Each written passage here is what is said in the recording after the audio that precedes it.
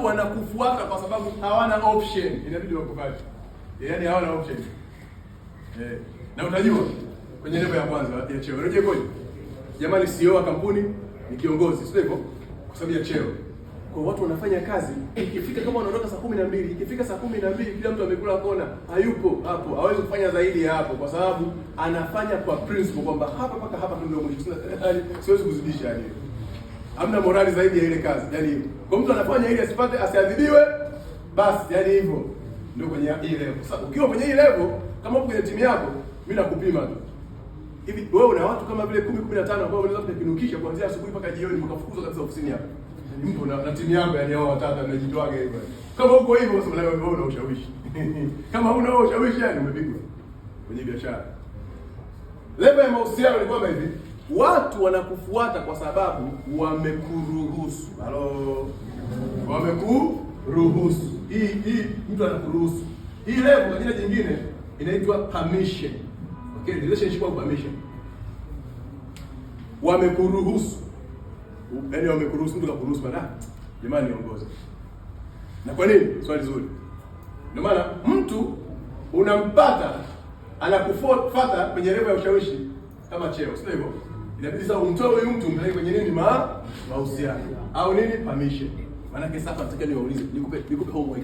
Sio homework, nikuulize tu swali. Mkaa utafakari, fumba macho utafakari. Afu jiulize, huyo upline wako ambao ndio amekusponsor au kiongozi wako anakujua zaidi ya biashara? Au mnakutanaga ofisini tu kila siku? Anajua watoto wako? Anajua ndoto zako? Anamjua mama yako? Ameshakwenda home yani akajua kinachoendelea kwenye biashara yako? Au yetu, oya, mbona sipo hapa ofisini hata ajua wewe unaishi wapi, kuna gani sehemu gani? Kwenye level ya relationship nasema hivi, inabidi uwajue watu, umjue mtu zaidi ya biashara ya biashara, zaidi ya PV, zaidi ya CGV, zaidi ya kuuza, umjue zaidi.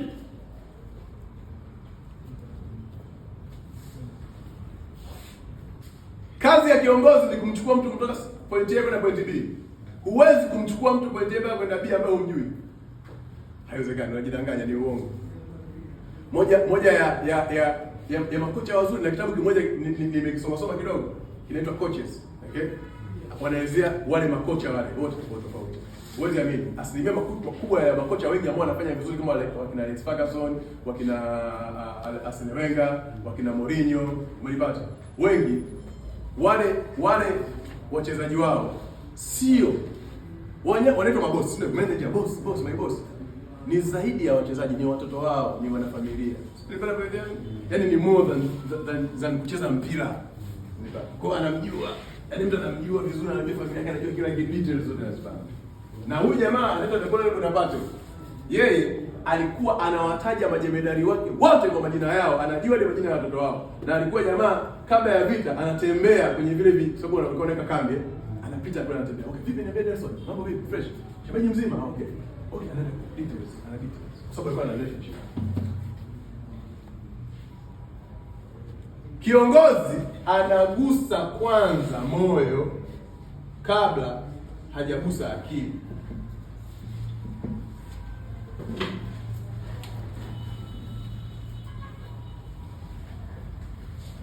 Ngani kwa formula moja. Wasema hivi, if you cannot find a leader, be one. Na muona mtu ambaye ni mfuasi hapa anasema mimi kiongozi wangu hata ni jina langu, kwa sasa utengeneze organization ambayo wewe ndio utakuwa unajua watu wako majina. Kama usipo kuwa na kiongozi sahihi, kuwa wewe kiongozi sahihi. Sababu mmoja si kiongozi mimi jamani hapa. Okay, manake mahusiano manake mfahamu mtu zaidi ya biashara, zaidi ya PV. Jua majina ya watoto wake. Jua mume wake anafanya nini. Kama ni mdada, nenda hadi home. Fika pale, mimi ndio kiongozi wake huyu, Sharifa. Ndio namuongoza Sharifa, sasa mimi ndio mimi yani. Kwa hiyo akiwa anachelewa, namba yangu ya simu ni hii. Hii hapa ndio namba yangu ya simu. Mimi ndio namguide. Kwanza nashukuru sana Mzee Ibrahim kwa kumpa hela ya mtaji mke wako. Mimi namguide hapa. Hakuna kibaya kitakachotokea. Sawa? Hapo umemjua zaidi. Hapo umefika unamwona kuna mdogo wao anaitwa Abdul Samad, mwanae mmoja, kuna mwanae mwingine anaitwa Ikram. Ikram, vipi? Safi. Ukija siku nyingine usome. Alo Sharifa. Ikram mzima ni tofauti na alo Sharifa. Mbona sikuoni ofisini? Una miss big picture hapo, unakuwa umepigwa tayari hapo ndani mbaya. Unaelewa? Maana hivi inabidi uwe kiongozi ambao unaongoza kuwapenda watu wako kuliko mtu mwingine yoyote. Moja ya sifa sema kiongozi wangu yuko tafu ananipusha, lakini jamaa ananipenda kishenzi yani. Yaani hiyo ndio sifa yako wewe kama leader. Yaani jamaa anapenda. Mimi napendwa na kiongozi wangu.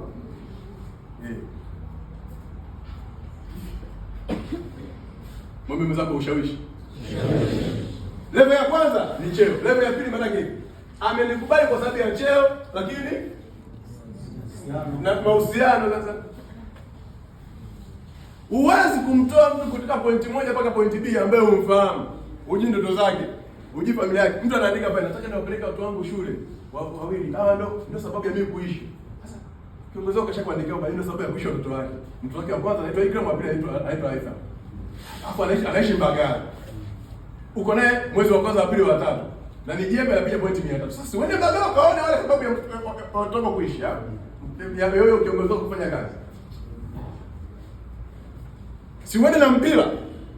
Mipira miwili. Ya shilingi jerojero kali yako pale. Si uende na hiyo mipira miwili ndio kuja pale Ikram, mpira wake mpira wako. Mdoli huo hapa. Vipi? Permission level. Maana yake hapo sasa tunasema I said kwa jinsi Yusufu anavyonipenda na kunijali, kwa jinsi Yusufu mimi aenda mwenye kufanya kazi. Napendwa na kiongozi wangu. Na uhakika. Yaani kwa kweli mimi napenda na kiongozi wangu. Anasema bwana mimi niruhusu, mimi ananiongoza mimi Yusufu. Mimi nimemruhusu, Yusufu ndo ataniongoza. Na iko hivi sasa. Kwenye permission level, ukiwa na mahusiano mazuri kwa mtu, unaweza kumrekebisha. Na sipaniki sana. Unaweza kuweka critic fulani, oya mwanangu unazikwa same fulani. Hapo unaweza kwa sababu sio relationship. Ila kama una relationship huwezi kumbadilisha. Huwezi. Maana yake kama haujajenga mahusiano na mtu, ukamjua zaidi ya biashara, maana yake unashindwa kumuongoza tayari. Umemiss. Kwa mwenzako ila. Sema ila. Hii leo sio kubakia. Kuna watu wanapendana gala mashosti hapo wa produce. Yaani wapo tu wanapendana. Nampenda kiongozi wangu. Napendana naye wanakaa hivi. Wadada sana wanaongea. Sio wage. Mwenipata. Na hii kwenye permission nataka niongee na wadada. Okay? Ambao wenyewe wako natural kwenye relationship. Umenipata? Natural kwenye relationship. Hii sio level ya kubakia. Sio level ya kuna wengine wanabakiki hapa. Mimi binti yangu ninao wanaona. Nyinyi mbona mnapendana, mnazunguka? Mbona mfanye chochote cha maana kinachoendelea katika biashara? Mnapendana pete mtu leader yani mnaweza mtu na leader wake. Wadada. Ndio mumu ndani. Awe mkaka unanisikiliza. Kuna watu wanajenga relationship nzuri na watu ambao wako miguu yao pembeni. Wewe uko hapa na wewe uko hapa. Shost wake wako hapa. Yaani hapa hivi. Ndio marafiki wanatembea wote wanafanya kitu pamoja, yani huku na huku na huku na huku. Yaani wewe leader hiyo. Kwa sababu mimi nataka nijenge bonge la organization yani. Alafu na mahusiano mazuri. Yaani wewe watu wako ambao kwenye timu yako hauna nao mahusiano mazuri. Hujui mambo yao, ile unajua mambo ya shost wako mmoja ambapo vibe limeendana, yani ile limeendana vibe. Huyu ndio tunaendana huyu. Tunaendana yani. Okay, mwambie mwenzako hivi. Biashara haina hisia. Mwambie tena. Jengeni mahusiano na watu wenu. Eti unajifanya eti kwamba hapa sasa wewe na wewe siko tofauti. Niko tofauti. Sasa ndio unamkubali udada ndio unamsaidia, unaelewa changamoto zake. Alafu wewe unadanganya ambaye ni huyu na huyu. Hawa hata ujiki kinachoendelea eti upo huku. Na sasa unataka kunyandua una lolote. Yaani hamna hiyo. Hilo ni kosa. Kama unajenga mahusiano, kutaka kuwajua watu, mwajue watu walio ambao unafaidika nao. Halo. Unafaidika? Na eti kuna mtu anawajua, eti ana relationship nzuri, anaenda nyumbani kwa mtu ambaye ni sideline wake. Eti ndio marafiki wamekutana hapa, sababu damu zimeendana na huyu. Mambo gani hayo? Hamna hayo mambo. Au hapo Mungu hapo damu zimeendana ni mashosti. Eti wanatembea wote, wanazunguka pamoja, wanatiana moyo. Wewe mambo gani meusi?